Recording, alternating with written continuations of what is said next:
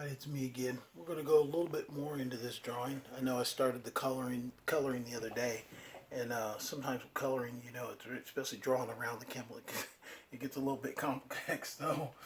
So what I'm going to do today is I'm going to keep doing the same thing, keep coloring. But the difference is I'm going to put myself a little bit on camera because one, trying to draw around the camera was a little bit of a nightmare. But getting back to our drawing, like we said, and one thing is I want to talk about before I start back into the coloring is that if you notice, I try to really put like a mean kind of scowl expression on my character. And the big thing is you as an artist, you have to think about that. What is the mood of your character? Because that can set the tone of your drawing as well. If you put a kind of face on your character that doesn't fit kind of your concept that you're working with, and I'm kind of basically working with a concept that's, very primitive world with people running around like attacking you and things like that. So, you could see that he might not be in the best disposition, you know, as far as that being the case. But that's one of the things that you should consider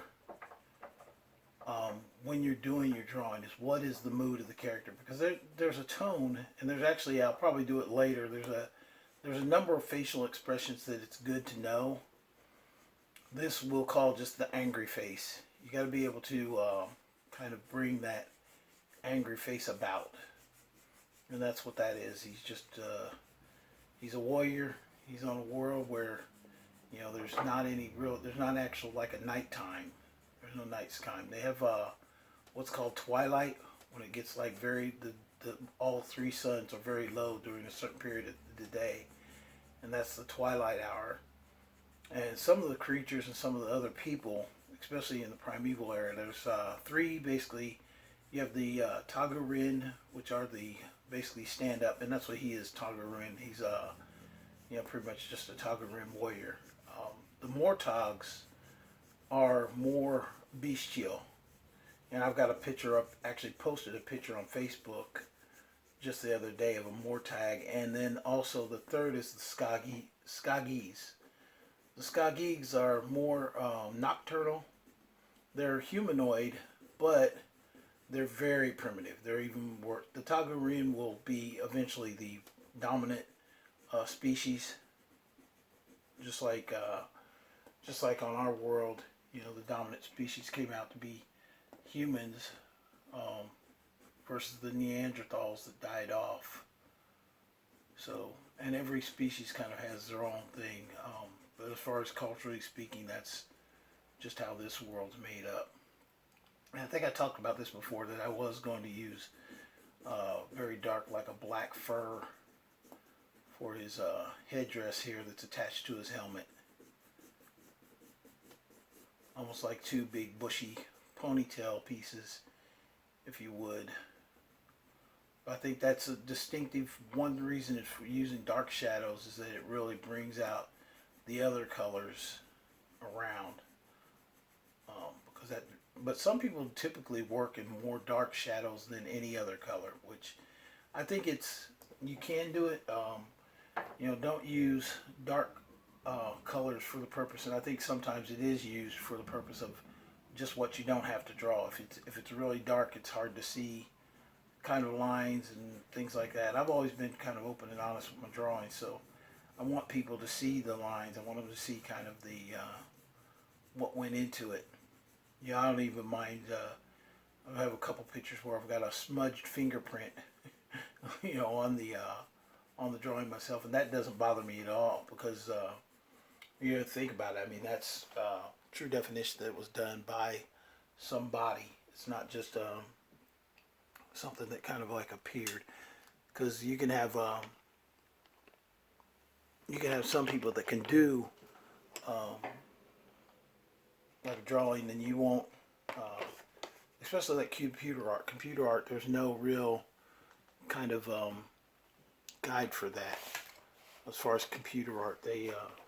In fact, I was reading an article that was talking about that, how they used to have like an actual artist, like on comic books, that would do all the kind of artwork. And sorry, sharpening my pencil. And yes, I take them down to the nub.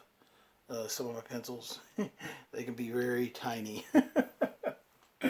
But that just means I've used it a number of times. So basically start coloring in this guy's face a lot more. And you can catch shadows and stuff with face as well. And anytime you want to keep like a kind of highlighted area, and you can do that, you know, darken, press harder when you want it darker. But if you want that area to kind of stand out, you know, use that shadow. Because you can always come in, and the one thing about shading is you can always come in with a darker color. Like I started with a light shading for the skin tone. But if I want to, because now that I've got more of a base of the skin tone itself, ridge to the nose, but I can always come back with, you know, a darker brown and kind of really bring that back around and darken it back up if I need to. And actually it comes out a lot, you get a lot smoother appearance when you do that, to come back in with a darker color on top of a lighter color. I don't know how well you can see how that's kind of coming out, but that's what the effect you're looking for, is to come in with a darker color on top of a lighter color, and you're going to be able to cast shadows and things like that a lot better than if you were not to.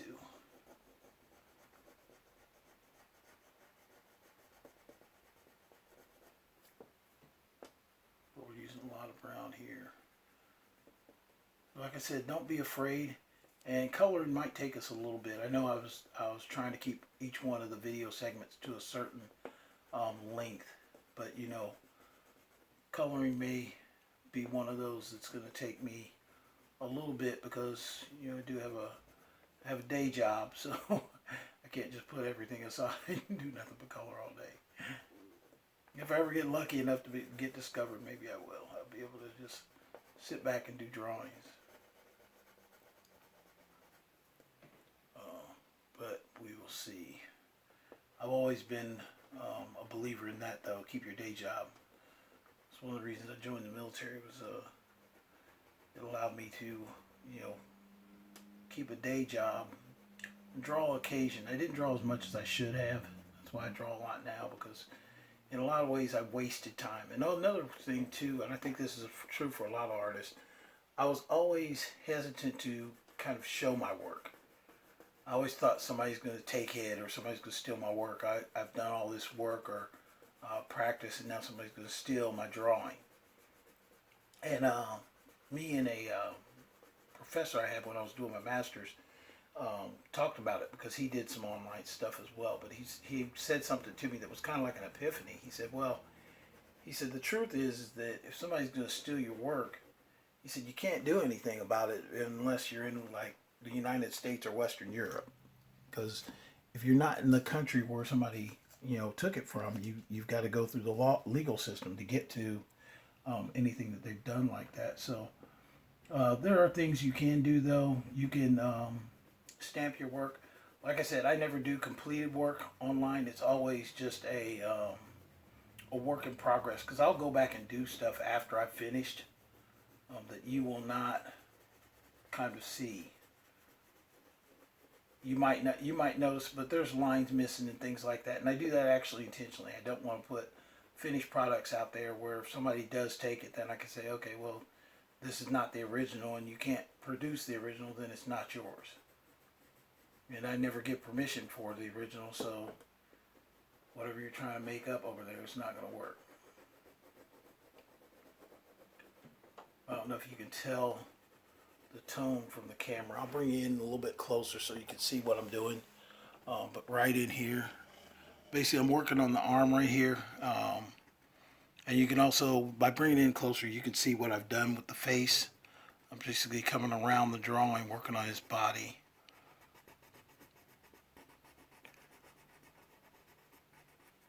So you get kind of a close-up here. This is kind of unique because usually I don't hold a camera while I'm actually drawing stuff. So this is something I haven't done in, honestly, I can tell you probably ever. I don't think I've ever done this before because this is something new. But I thought it'd be good to put a channel out there. I've got some other stuff I'm going to be doing shows on this channel, so you'll be able to not just watch me draw. We'll talk more about the process for artwork and getting it online and publishing and things like that. So I've got a couple different things I'm going to be talking about on this channel. So it's not just going to be me sitting here, spewing at you. But hopefully you're getting something out of it. I know a couple people have asked, or I think they were shocked a little bit. Oh, you're going to be teaching a class on like how to do what you do online? Well, yeah. I mean, it's I think this is just. I think it helps. Now, this is not everything I do. What I'm doing here is just giving kind of like a physical sample so you guys can see kind of what I go through. This is not actually like a true class, if you would. If it was a true class, I'd have assignments and I would judge your work and stuff like that. This, you're just watching me draw. But, I may at some point do an online class, but that'll be something where people, if they want to register for it, they can register for the class, and then we'll go through more detail and have a lot more time and have an actual kind of process to everything.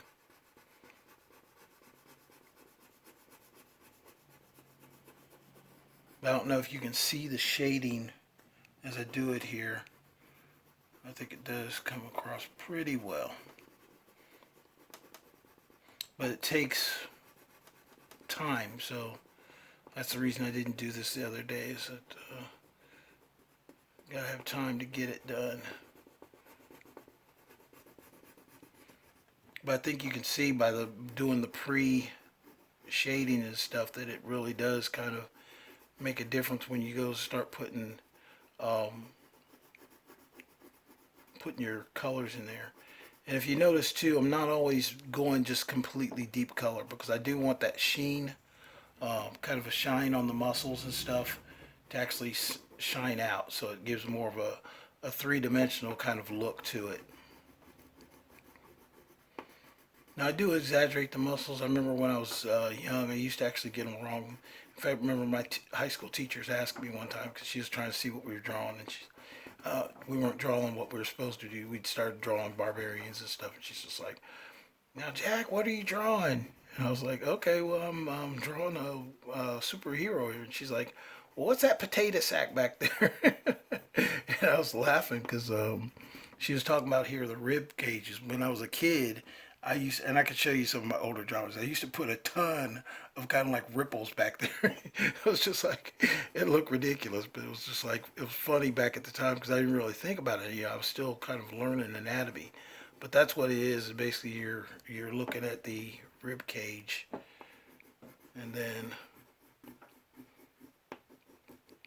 doing the body here. But that shine is what I'm trying to get incorporated in there. You're going to see that. And it depends on different characters. Some, especially if I'm doing like a lighter skin tone, you might not see that as much, but you can still use the same process. Basically just leaving some areas just a little bit white so you're not going completely in there like super detailed on it. Because what that does, it just gives that effect that you don't want everything to kind of like be just one solid color, because yeah, that's color, but it's not, and I know with computer artists, I mean, you could put a solid color in there and then go back and put the highlights, but that's the one thing I kind of like with doing it freehand. You can kind of make your choices on what you want to do. I'm going to put a strap in there, but that's not, it's basically a strap that he's holding the shield with. But you can see kind of how the colors come out.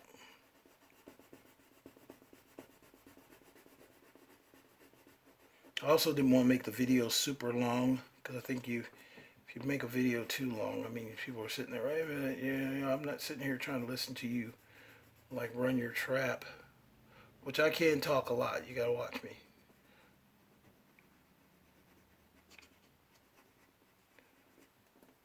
But one of the reasons I talk a lot is I've been doing stuff for a long time, so I got a lot of stories to tell. Kind of like that old grandpa guy, the longer I've been around, the more stuff I'll start embellishing and, I did this, I did that.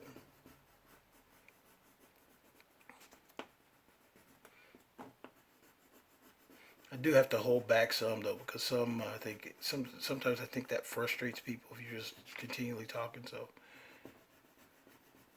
I will forcibly hold myself back and not try and continually hold a conversation.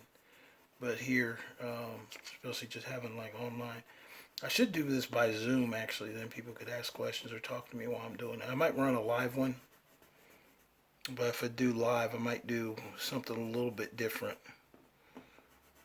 I'd also thought about doing a TikTok video. I mean, see how fast I could do it to music. See how fast I could get a drawing done.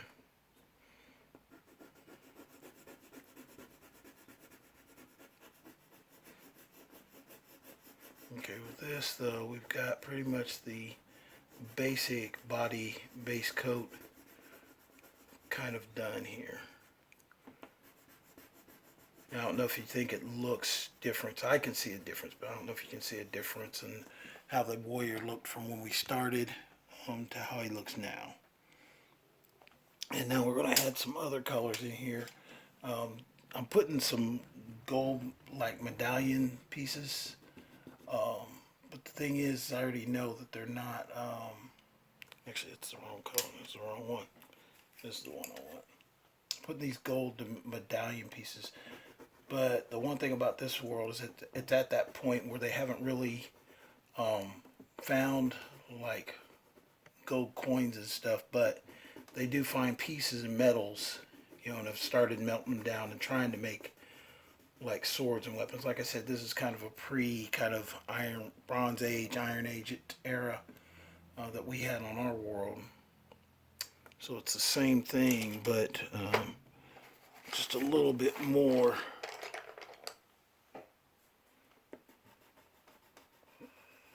What I'm going to do is use a really dark, kind of like a leather color in here.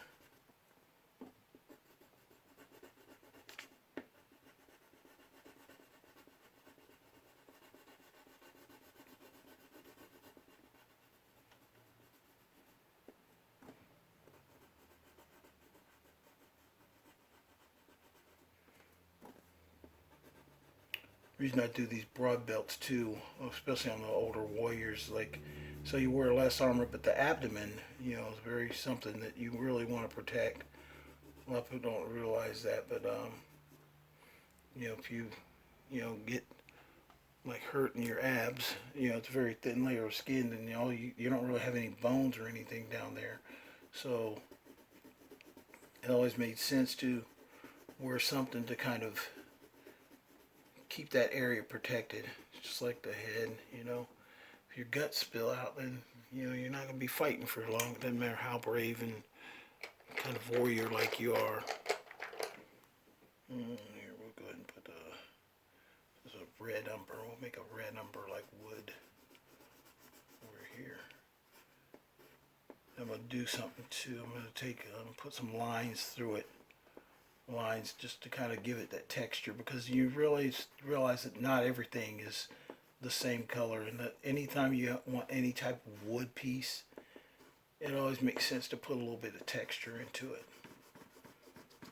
And then I'll put a light coat over the top, and that'll allow you to still see that kind of wood grain without doing the complete wood kind of filling. And it gives it a variation away from, what's called. And you'll see more distinction when you get to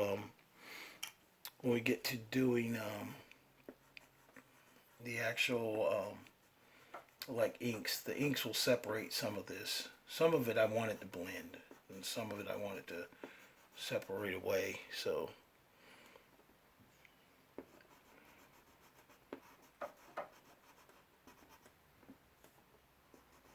come back in. Just using some darker shades to kind of guide the strapping around his wrist, and then also the sword here. And then what's else here? Oh, let's do some. We're gonna do some two things with this darker color. One, I think I talked about this before. That I said I was gonna do kind of like a tiger print on his loincloth there. And that's what we're going to do with this.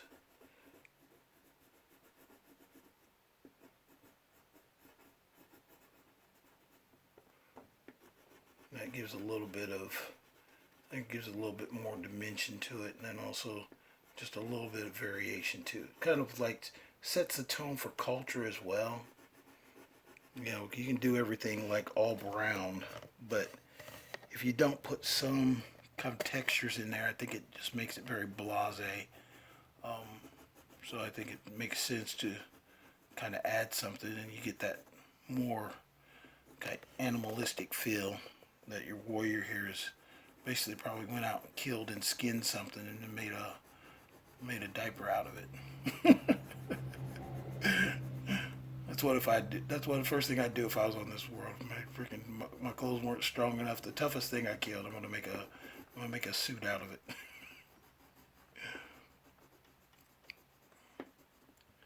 And that gives him more of a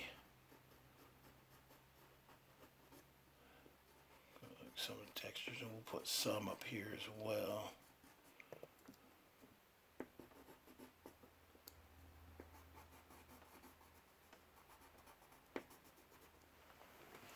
Okay, and then that gives it a warrior, and then we will go ahead and mix in a little bit, or actually one thing else I want to do with this brown is I want to kind of detail out the shield some over here. And I'm making it, a lot of these kind of, like I said, it's more of like a bone material, but here around the edges I'm going to make it a lot darker, and that basically brings out that three-dimensional look that you're looking for. You don't want everything to be just flat, so you're looking for a three-dimensional look, but by putting these kind of little indentations in here, you know, and then not putting them, you know, all over the place, but just kind of lightly in the middle, so it gives it that rough texture without, you know, covering like everywhere. So if you can see the difference from the top piece to the middle piece to the bottom piece, and I do the same thing down here with this piece, doing the same thing, heading.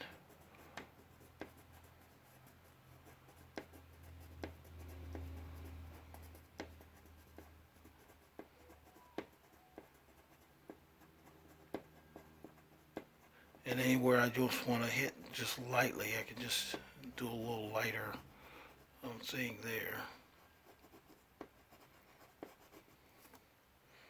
And then we'll do up here as well. Also make it a little bit tougher.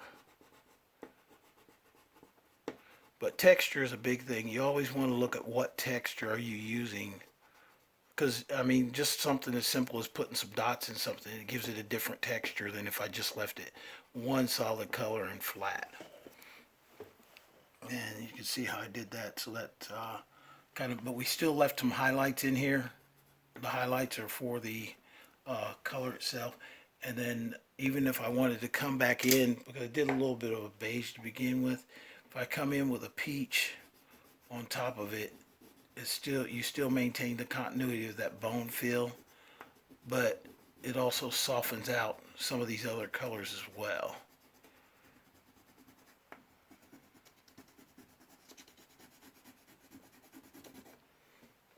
Which should give that more kind of detailed look. And we'll use this brown again up here. One, because it's, this we're going to do it a little bit different. We just want to give that kind of hard reflection of it on the edges of it.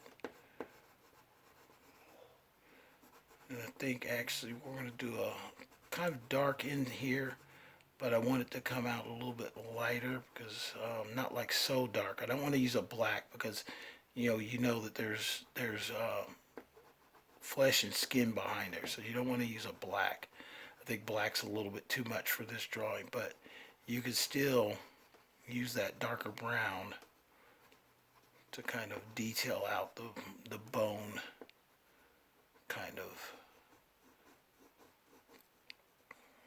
this, and then to include this, just give a not a complete shading, but just kind of that, kind of a single line that kind of pulls that in to, seeing that that's a separate piece. Just want to guide that a little bit.